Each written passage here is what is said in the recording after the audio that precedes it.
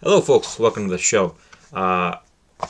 You can see the time on this video, how long it's going to take, and I'm trying to keep these under 20 minutes. We'll see what this take actually ends up to, but I also understood with so much to talk about, this one might go over 20 minutes. And then in my first take, it went to 41 minutes. 41 minutes, that's really bad. So all the stuff that I wrote down in this other notes section, you'll see the whole thing later. I'll scroll down after I'm done talking about the first period. I'm not going to go super in depth on those like I did in my first take because 41 minutes. Now, I think I'm a great guy to listen to for 41 minutes straight, but I don't think everybody agrees quite yet. Maybe in a few years. Excuse me, hopefully. So I will try to keep it 20 minutes. And while you're here, thank you so much for even listening this far, and I hope you enjoy the rest of the video. If you do like the video, I'd love to hear your thoughts in the comment section below. And while you're there, subscribe and turn on notifications for more of this analysis, not just with the Oilers, but the rest of the league. Obviously, I specialize with the Oilers. So those were the notable events that took place outside of the penalties and the shots and the saves and the goals. Now, the game begins in the exact same way the last three games begun, and that's a penalty within the first 5 minutes. And it's Vancouver's turn to have the power play when Darnell Nurse takes a careless cross-checking penalty against Dakota Joshua. That happened 3 minutes and 30 seconds into the game. And unlike those last three games, if my memory serves me correctly, the Canucks did not score on this power play. The Edmonton Oilers have a phenomenal penalty kill. The Canucks struggled to set up in the first minute. They do set up in the end and had a really good opportunity, which Picard saved. And the power play is killed. And it's back to game time, in which the Oilers look a lot better. They look a lot more lively. They're not getting high-quality chances, a ton of those, but they're getting good chances.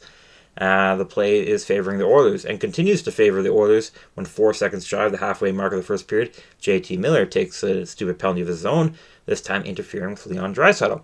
And unlike the Canucks, the Oilers score on their power play. Yes, it was Leon Draisaitl. Yes, it was from his spot. Yes, it was assisted by McDavid and Bouchard. Hey, what works. It's Draisaitl's 8th goal of the playoffs. It's a 1-0 game for the Oilers, and with that goal, Evan Bouchard. Now this is a nitpicking stat. Choosing 40 playoff points as a benchmark, it's kind of a nitpick. It's not a common choice, but considering the two guys ahead of Evan Bouchard on this list, it's pretty impressive. So Evan Bouchard becomes the third fastest defenseman to 40 playoff points career-wise. Of course, he needed 37 games. That's a pretty impressive rate. But like I said, 40 playoff points is kind of it's not a super weird number to pick. It's still divisible by 10, but it's not a usual number to choose. But the reason I think it's worth mentioning is because the two guys ahead of Evan Bouchard are Bobby Orr, one of the greatest players to ever live and ever play, who had 40 playoff points by game 33, and Brian Leetch, another Hall of Famer, another one of the greatest defensemen to ever live, who had 40 playoff points by his 32nd game. So elite company for Evan Bouchard. Now, 3 minutes later, the Canucks get another power play opportunity. This time, it's a double minor. Evander Kane gets a high sticking penalty. I talked really in depth about the difference between high sticking and cross checking. But again, that video went 41 minutes long. I don't think it's super important, so I'm just going to leave it as, it was a good call. I don't think Kane was trying to hit Myers in the face, but Kane was reaching up high because, Myers is like 8 feet tall. Myers' face was going lower, and Kane takes the penalty and draws blood. 4 minutes. Chance for the Canucks to score. And it would help by scoring if they got a shot off in the first 3 minutes, which they didn't. They could not set up. It took 3 minutes for the Canucks power play to set up. I don't think the Canucks power play is bad, but the Oilers penalty kill is extremely good. The reason it's looked bad is because your best penalty killer needs to be your goalie. But it didn't need to be Picard tonight. Even though he had a great save in the first power play, the Edmonton Oilers penalty kill was amazing. I don't like seeing the Edmonton Oilers penalty kill on the ice because it's dangerous. It's a dangerous scenario, but they do it so well. I am in deep love with the Oilers penalty kill. and they were excellent on that 4-minute power play. And the first period ends 1-0 for the Oilers. Shots 8-4 for the Oilers. Second period, not a lot of events that happened. Of course, they had their whistles and their hits. The Oilers outplayed the Canucks in terms of shooting. They outshot the Canucks in the second period 14-9. And that 14th shot, I believe, it might have been the 13th shot, but that 14th shot, I will assume, did go in. So Mattias Ekholm, he has the puck. He's bringing it up in the neutral zone. And I don't recall the name of the Canucks player, but it's a Canucks defenseman who likes to hit. And Ekholm knows that. And the reason I know this is because they talked about it on Sportsnet. Once in a while, they have really good takes. They're so close to being really good. But they pointed this out. It was really good. Sportsnet must be in playoff mode because I actually think they've done pretty well lately in their analysis. Anyways, my point is not that about Sportsnet, it's about Ekholm being very smart. He knows the defenseman in front of him really likes to hit it, and he's got Nuge and McDavid waiting on the blue line. So he decides to take the hit. He takes a big hit. He's flattened. Great hit by the Canuck player, but it wasn't in time. It was a bad choice by the Canucks player because Ekholm got the pass off. Nugent Hopkins and McDavid are on 2-on-1, and Nugent Hopkins has a puck, so surely he's going to pass McDavid, who has a much better shot than Nuge, but Nuge had a really nice shot. He hits the post, and it goes in. It's a 2-0 game for the Oilers, 40 seconds away from the end of the second period, and lights up the building, of course. Second period ends 2-0 for the Oilers. Third period, there is another power play opportunity for the Oilers when Karlsson is called for holding against Brett Kulak almost 3 minutes into the third period. The Oilers' power play did really well in generating chances, but the Canucks defenseman did a better job blocking, and Shilovs did a better job at making the saves. And that penalty is killed. And the Canucks do get on the board. I didn't hear anybody say the word shutout, but somebody may have. This does seem to happen to Pickard a lot. He usually shuts out the first two periods, and I think that's because it more has to do with the Oilers' defense than him, which isn't an insult to him. It's just that's what happens. And the Canucks, who I believe have a trademark on bounce goals, get a bounce goal. Connor Garland fires the puck. It goes off of Nurse. Of course, it was Nurse. His leg deflects perfectly in top left corner. It's the second goal of the playoffs, assisted by Lindholm and Zadorov. It's a 2-1 game. Of course, now I said of course Nurse because it just keeps happening to Nurse. At the same time, I thought he played it well until it actually happened. The Oilers' game plan has been to protect Pickard with shot blocking. It's the same thing Nashville did with Saros. It's the same thing Vancouver is doing with Shilovs. But one of my buddies said, if you're not going to block the shot perfectly, get out of the way so the goalie can save it. And I do think Pickard would have made the save if it went straight through Nurse. He was in good position. It just, Nurse's leg perfectly deflected it in to the net. I talked a ton about Nurse, both positive and negative, in that 41-minute cut, but I'm not going to talk too much about Nurse because I don't need this going past 30 minutes. I'd really like it to be under 20 minutes, but my goal's under 30 minutes. I will retake this if this surpasses half an hour, even though it's past midnight and I need to get to bed.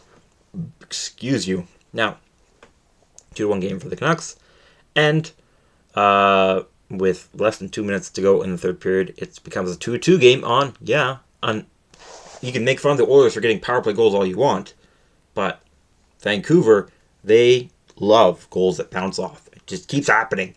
This time, Brock Besser fires a puck off of Dakota Joshua's leg. It was initially believed to be Elias Lindholm's leg. They were both standing next to each other. But anyways, it goes off Dakota Joshua's leg into the net to tie the game with less than 2 minutes to go. Entire building is silent. I am just devastated, me and my buddies, because we do not want to OT. They're old guys. I feel old, and I gotta get up in the morning. They do too. And we don't want to go through OT. This whole series has been super tight. We can't handle more OT, even if we win. I hate OT so much because my heart rate is just so high. And normally I like that, but not with this series. And so it's a 2-2 game. And so Dakota Joshua is credited for his 4th goal of the playoffs. He's assisted by Besser and Quinn Hughes. But the Oilers also did not want OT. Thankfully, they hammered the Canucks into their own zone. And for the second time of the series, it's a Bouche bomb that is the clutch game-winning goal. Bouchard fires a puck past all the Canucks defenders and Sheelovs. It's his 4th goal of the playoffs, 2nd game winner of the series. I'm trying to remember if he had a game winner against the Kings. I think he did. He's assisted by Leon Draisaitl and Evander Kane. Game ends without OT, thank goodness, and thank goodness for me. The game ends 3-2 in favor of the Oilers. It was a nice day outside today, nice day outside tonight, and best of all, a nice result for me. Final score, as I said, 3-2 for the Oilers. Shots during the third period were tied at 8, resulting in a 30-21 favor for the Oilers throughout the game in terms of shots. Both teams did really well hitting. Vancouver had more opportunities to hit, and they did hit more. They had 48 hits to Edmonton's 37, but both delivered some really good hits. Vancouver, once again, better in the faceoff circle, 53.2%. Here, I'm going to scroll down now. I'm just going to say this. I'm not going to cover all these other note sections at the bottom because when I did last time, that took up like an extra 20 minutes. So I'm not. The stats are there. I will just cover them really quickly. But I'll get there. So special teams, Oilers 1 for 2. And an elite penalty kill, 3 for 3. Calvin Pickard, he saved 19 for 21. He didn't have to do too much, but he made some very big saves. His parents were right into it, as you would expect, but it was kind of funny and kind of sad as an Oilers fan. After that second goal went in, you could see on a curse word coming out of Picard's father's mouth, and his mom and his wife, Picard's mom, crying on his shoulder with these big orange pom-poms. But they weren't crying for long. The game ends for a Picard win. Sheelovs was admirable, but not too great, not too bad. He still had a 900 save percentage, saving 27 of the 30 shots he faced. Now, 3 stars for the Oilers, because I'm an Oilers channel. I do prioritize Oilers. So I do specialized 3 stars for the Oilers. If you're returning, you hopefully know that by now. Just for those who are coming here for the first time. For the Oilers, my 3rd star was Ryan Nugent-Hopkins. He had a goal, 3 hits, 22.5 minutes time on ice, including almost 2 minutes of elite penalty killing. 2nd star, Leon Draisaitl, goal, an assist, 4 hits and a block in just over 20 minutes of time on ice. 1st star was Evan Bouchard. He had the game-winning goal, an assist, a hit, and 2 blocks in almost 25 minutes of time on ice. Now, those returning do know that I will also do a 3 stars for the entirety of the game. I had Bouchard as the 1st star in that as well. Draisaitl was the 3rd star because I had a Canuck as my 2nd star, that being Dakota Joshua. He had the game-tying goal, 9 hits, almost 19 minutes of time on ice, which included 2 minutes of mostly good or good enough penalty killing, except when it wasn't, obviously. But good play from Dakota Joshua. I think he's had a really good series. Unlike Elias Pettersson, which brings me to one of the points I have here in the other notes. Tocchet said that there are 5, 6, or 7, quote, passengers on the Canucks team who are not stepping up, and that includes Elias Pettersson. He has 1 goal and 3 assists in 10 playoff games this year. Not acceptable for a guy who is relied upon and being paid to do a lot more than that, and he can. I'm a big fan of his game, but as an Oilers fan, I'm an even bigger fan of what it's become right now. The Oilers coming into the game, as mentioned, split up McDavid and Dry. I hope that stays that way. They elevated Holloway to the line 2, who I think should stay there. Demoted Ceci to line 3, who I think should stay there if he's not replaced by Stetcher or Broberg. But now the question is, who do the Oilers start now? Pickard is coming off of a win, so you probably roll with them. But at the same time, we all know what Skinner can do, because he did it against the Kings. He did it a lot in the regular season. He can win you a game. He stole the Game 4 for us against the Kings, and he had a really good Game 5. He finished that series with a .910 save percentage. But his save percentage in Series 2 against the Canucks has been extremely bad. It's dropped him down below .880. The Canucks have had Skinner's number all year. I don't think there'll be a decision yet. I think it'll be game time decision. And honestly, I don't really care between the two because I understand the strengths of both. Skinner is more capable of winning, but he hasn't. I think his confidence is shot, whereas Picard is at a high confidence and he has the motivation to play better than his abilities. Picard might get squeezed out of the Oilers system because there's some promising young goalies for the Oilers in the AHL with Connor Ungar and Olivier Rodrigue. And of course, Skinner is going to be staying in the NHL. It's a matter of do the Oilers go looking in free agency for more, give Jack Campbell a third chance if they might be forced to. So Picard is playing for his career right now. This was his first postseason start in his 9-year career because he's been, for the most part, in AHL. There's been 1 year, and that was with the Avalanche, in which he was a starter. Didn't do super great, and neither did the Avs, so it's not all on him. But I think I hope that Picard is playing for that, not just for the Oilers and the Cup this year, but I hope that's on his mind as well, in a good way.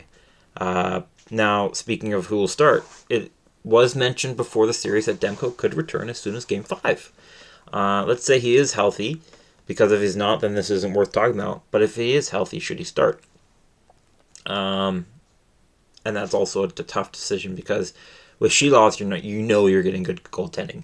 It's a similar decision as that when you're playing your third string goalie who was an AHL at the beginning of the year, you're going to get good goaltending because that's what he's given you so far. But you also know that if you play your starter, in this case Thatcher Demko, who in my opinion was the second best goalie of the year, you could win the series. I think Demko, if he comes back and plays the way he has been, will win the Canucks series. But this would be the second time he's coming back from this injury in this year alone. He's come back from injuries a lot. There's a very real chance that he doesn't look good. It's happened to Demko before, and not just Demko, many goalies before him, many goalies after him who are really good, but can't quite regain form immediately after coming back of injury. So there is a concern there. Not going to cover too much about the defenseman there. Nurse was a -2, so he's now a -7 on the series. Not good, but I actually think Nurse and Desharnais was the best line of the 3 lines that have been punching bags for either team. There's some stats there I hope you've read over already of Nurse and Desharnais. Kulak and Ceci were not good together. They got pinned in their own zone a ton, and Cole and Myers were the punching bag for the Oilers offense this game. Even though they managed to be a neutral plus-minus, which, considering how bad a lot of their analytics were, is impressive. Anyways, that's it for me. I'm going to check if this managed to be under 30 minutes so I can put this out. And if you're seeing it, then it is. Woohoo, great. If not, got to do another one. Hopefully you stick around and you'll see my videos sooner if you turn on notifications when, and hopefully you subscribe. Like the video if you enjoyed it. And I'd love to hear your thoughts down below. Thank you so much for watching. I hope to see you again soon.